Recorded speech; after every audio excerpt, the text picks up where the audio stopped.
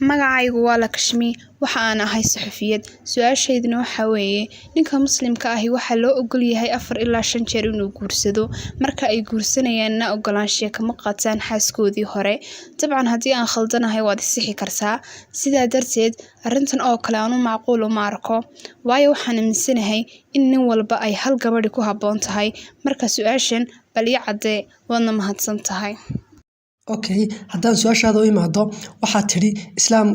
islaamka dhexdiisa ninka muslimka waxaa loo ogol yahay 4 ilaa 5 jeer inuu guursado. Sidoo kale markuu guursanayo xaas labaad xaaskiisii hore ogolaanshiya kama qaato. Sidaa darteed waa maxay sababtu? Marka haddaan su'aashaada u imaado horta qodobkan khuseeya ninku inuu xaasas badan u yeesho ama ninku inuu yeesho hal xaas wax ka badan. Islaamku waa diinta keliya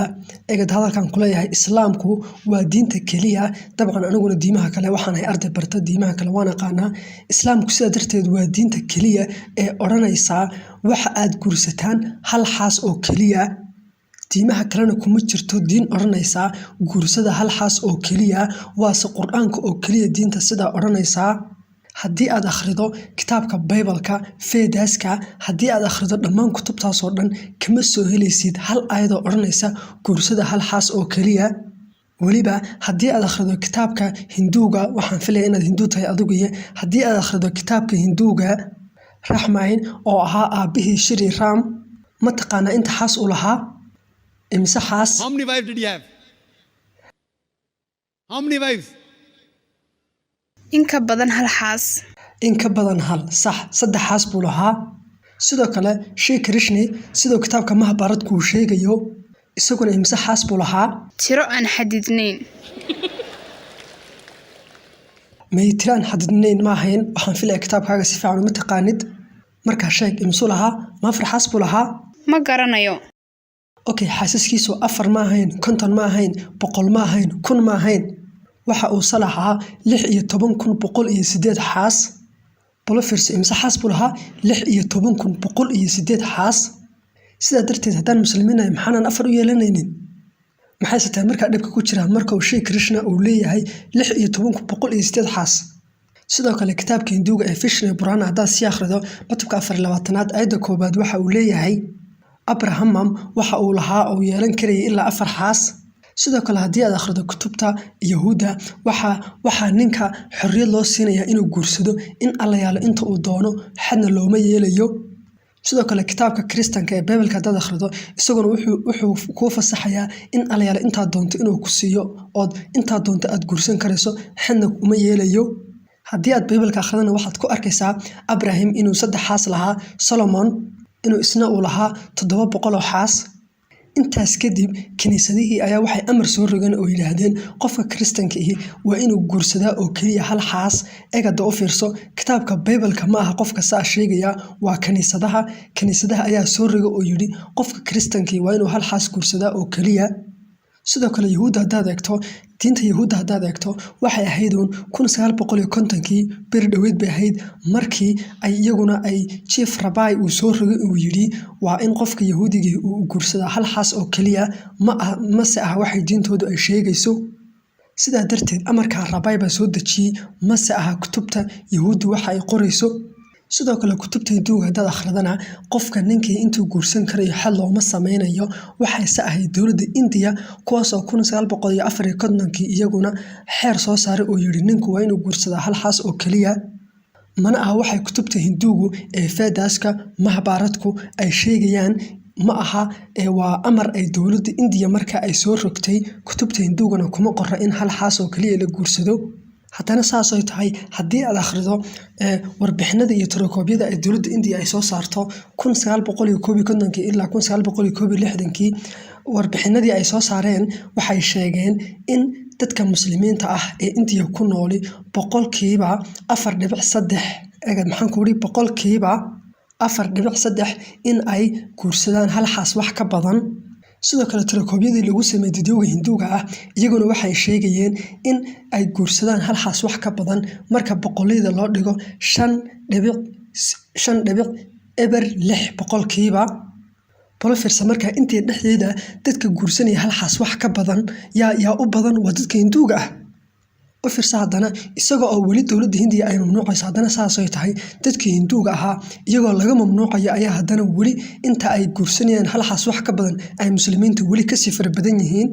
sidaa darteed bal haddana aynu u nimaadno arrintan qur-aanku waxa uu ka yidhi qur-aanku waxa uu ku sheegay suuratu nisaa suuradda 4 aayadda 3 dumarka intaa doontaan ka guursada 2 ama 3 ama 4 haddiise aad ka baqdaan inaad u cadaalad samayn kari weydaan guursada mid keliya u fiirso oraahdan oranaysa guursada hal xaas oo keliya waxa ay ku jirtaa diinta islaamka oo keliya diin kale oo sidaas oo kale oranaysa ma jirto sidaa darteed ninku markuu doonayo inuu guursado hal xaas wax ka badan qur-aanku waxa uu shardi kaga dhigayaa inuu u cadaalad sameeyo haddii uusan u cadaalad samayn karin bay noqotay ma guursan karayo haddaba hataa haddaanu imaado ood isweydiiso waa maxay caqliga ka dambeeya maxayse tahay xikmadda ka dambeysa oo islaamku uu ragga qayb ka mida ugu ogolaaday inay guursadaan hal xaas wax ka badan runtii dad badan oo muslimiin ahayna waxay u maleeyaan in ragga muslimiinta ah oo dhan ay waajib ku tahay inay guursadaan hal xaas wax ka badan sidaa darteed horta waxaad u fahantaa inaysan arrintani aysan waajib iyo khasab ahayn laakiin ay tahay arrin ragga qaarkood u bannaan inay hal xaas wax ka badan ay guursadaan markaa bal walaal adiga su'aalan ku weydiiyey imise nin oo muslimiin ah oo leh hal xaas wax ka badan baa taqaanaa adigu bal ii sheeg in yar oo ilaa 3 ah haye ma maqashay thermantar imise xaas ayuu lahaa ma muslim ayuu ahaa mise muslim muuna ahayn muslim muusan ahayn okay wasiirkeenii hore ee India halkan maxaa la oran jiray magaciisa muxuu ahaa Jayalalitha yes Hindu or Muslim Hindu or Muslim? Hindu, fine. Okay, hadda dadkani waa dadyo caan ah. Marka kuwa kale tiri markii la 3 qof baan aqaana waxa laga yaabaa kuwa aad si gaar ah u taqaan ama jaarkiina inay yihiin baa laga yaabaa. Laakiin intii haddaad eegto dadka muslimiinta ah ee leh khaasatan ee ragga ah ee leh hal xaas wax ka badan iyo dadkan muslimiinta ahayn ee ragga ah ee leh hal xaas wax ka badan waxa badan dadkan muslimiinta ahayn kuwaas oo leh hal xaas wax ka badan. haddaba bal hadda aan u soo gudbo arrintan xikmadda ka dambeysa iyo arrintan sababta loo aaneyn karayo sidaa darteed hadda haddii aad qof walba oo dhakhtar aad weydiiso waxa uu ka oranayaa ragga iyo dumarku markay dhalanayaan iyagoo isla eg bay dhashaan oo macnaha tirada ragga ah ee dhalanaysaa iyo tirada dumarka ah ee dhalanaysaa marka koowaad ay dhalanayaan way isla eg yihiin haddana saasay tahay dhakhtar walba markaa khaasatan dhakhaatiirta carruurta yar ku takhasusay waxay kuu sheegayaan carruurta yar ee dhalanaysaa kan labka iyo dhadiga marka la eego waxaa awood badan oo xoog badan dhadiga taasina waa sababta mar walba ay dhimashadu ugu badan tahay labka oo mar walba ay dhadigu u noolaadaan markay dhashaan sidaa darteed carruurtu markay dhashaan ay yaryar yihiin labka iyo dhadiga badan haddana carruurta yareed markay weynaadaan nolosha saa u socoto qaybo badan oo kamid ah shil ku dhimanaya kuwa kale daroogooyin iyo mukhaadaraad ku dhimanaya kuwa kale dagaalo iyo fitan bay ku dhimanayaan markaa saas loo dhimanayana inta labka iyo dhadiga inta dhimanaysa waxaa badan labka badan oo halkaana dhimashadii iyagaa labka ku badan maantana haddii tirkoobka adduunka aad eegto ragga iyo dumarka adduunka ku nool waxaa badan dumarka adduunka ku nool adduunkana marka si guud loo qiimeeyo wadamo kooban oo India ka mid tahay ayay labka iyo dhadigu ay labku badan yihiin laakiin wadamada kale dhadiga u badan mid kale ma ogtahay India sababta ay mar walba ay raggu ugu badan yihiin ma ogtahay sababtu waxa weeye ilmuhu markuu uurka ku jiro marka la ogaado inay gabar tahay ayaa halka lagu dilaa حتى هدي أتكور هيسو وربعين تبي بيصير دوان واحد كوسا بحي عوان لوجو مقدري إسكده هاي إسكده متى وعوان كان واحد لقد يري دوكمنتريا أنتي دحيدا وحنا لو أجادي إن أنتي دحيدا السنة والبا هل مليون أو عرورة إن للدلو خاصة لو الدلو مركي أورك كتيران مركي لو أجادو إن الدمر أما حبلو أيهين هل كان لو الدلو warbaahintan markaa waxa cadeyso ay tiri maalin walba 3,000 oo caruur ah oo dumar ah ayaa la dilaa marka la ogaado inay habla yihiin taasoo ka dhigan sanadkii 1 milyan oo wax ka badan oo caruur ah ayaa halka lagu dilaa sidoo kale hospitaalkan dawladdu iska leedahay ee Tamil Nadu isaguna waxa uu soo saaray oo uu yiri 10kii hablood ee la dhalo ee nolol ku soo dhashaba 4 kamid ah waa la dilaa balfiir walaalay ma ogtahay hadda waxaan kuu sheegayaa waa dawladdaadii waa dawladdan aad joogto ayaa dawladdu waxay soo saaraysaa ay leedahay 10kii hablood ee dhashaba 4 kamid ah waa la dilaa xataa waxaa jira boorar waaweyn oo magaalooyinka tusaale ahaan oo kale Rajasthan oo kale lagu dhajiyo kuwaasoo lagu qorayo oo hadal hays looga dhigayo oo la leeyahay waxaad kharash garaysaa 500 rubiis si aad u badbaadiso 500,000 oo rubiis oo ay ka wadaan ilmaha caloosha kugu jira markaad aragto inay inan yar tahay ay gabar tahay 500 bixi dhakhtarka tagoo halkaa ku soo dil si aad u badbaadiso 500,000 oo rubiis oo arooskeeda lagu weydiin lahaa sidaa darteed haddii ficilka xun ee hablaha yaryar lagula kacayo waddankeena India uu joojin lahaa waxaan aaminsanahay in dadku ama dumarku ay ka badan lahaayeen labka ama ragga xataa haddii aad eegto wadamada kale tusaale ahaan New York oo kale haddaad eegto New York waxaa ku nool 1 milyan oo dumar ah oo ragga ka badan macnaha 1 milyan oo jeer bay ka badan yihiin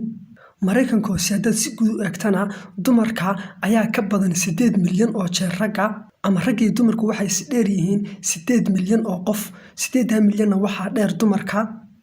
sidoo kale UK oo kaliya haddaad eegtana dumarku waxay ka badan yihiin ragga 4 milyan Germany sidoo kale dumarku ragga waxay ka badan yihiin 5 milyan sidoo kale Ruushka haddaad eegto ragga iyo dumarka 9 milyan oo dumar dheer adduunkana marka guud ahaan la qiimeeyo Ilaahay baa og inta ragga iyo dumarku ay iskala dheer yihiin marka hadda walaal arrintii iyo falsafadii aad sheegaysay haddaan kugu waafaqaba ee lahayd hal nin iyo hal xaas aad lahayd marka bal hadda waxaad ka soo qaadaa tusaale ahaan adiga walaasha ama aniga walaashay oo America ku nool ayaa falsafadii aad sheegaysay baa lagu dhaqmayaa waxaa la yidhi nin walba iyo hal xaas America kaliya marka waxaa soo haraya 8 milyan oo dumara oo bilaa rag ku dhacaya sidaa darteed hadda 8 milyan ee dumarka Mareykanka jooga markay saasi dhacdo haddii nin walba iyo hal xaas loo guuriyo waxaa soo haraya markaa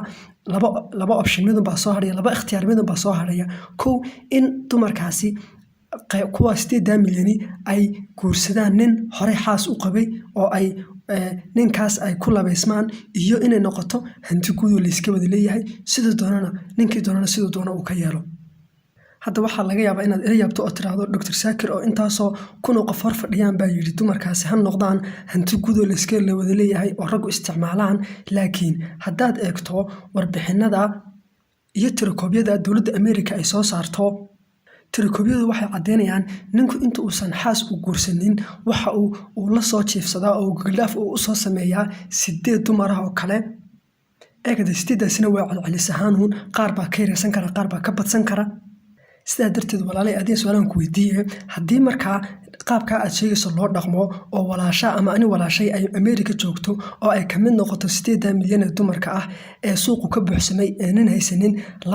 labada ikhtiyaar midkeebaad siin lahayd inay noqoto hanti guud oo la iska wada leeyahay iyo inay guursato nin hore xaas u qabay waliba islaamku wuxuu khasab kaga dhigayaa ninkaas oo kale in labada dumarkii uu u cadaalad sameeyo xaq isku mid ah ay wada helaan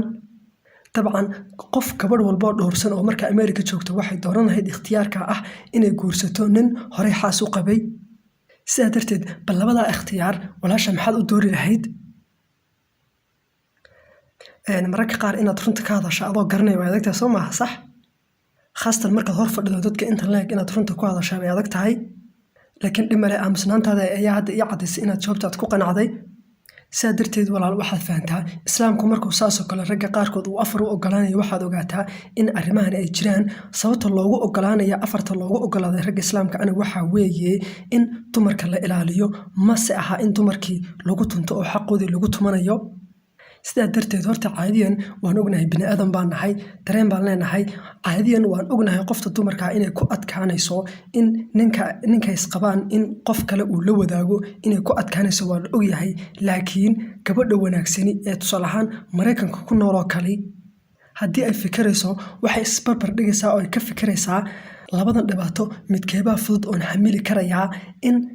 in gabadha muslimadda ah ee aqaano in ay noqoto hanti guud oo la iska wada leeyahay oo ninkii doonaaba uu isticmaalo iyo in uu ninkaygu uu guursado markaasoo kale labada dhib bay qiimeynaysaa waxayna qaadanaysaa ay ku fikiraysaa ay oranaysaa dhibkan yari ha iska dhaco si dhibka weyn aan uga hortago sidaa darteed gabadha wanaagsan ee muslimadda ah ee bani'aadamnimada ay ku jirto xaaladahan oo kale markay aragto way u fasaxaysaa ninkeeda inuu xaas labaad uu la guursado waxaan rajaynayaa su'aashaada ka jawaabay waa mahadsantahay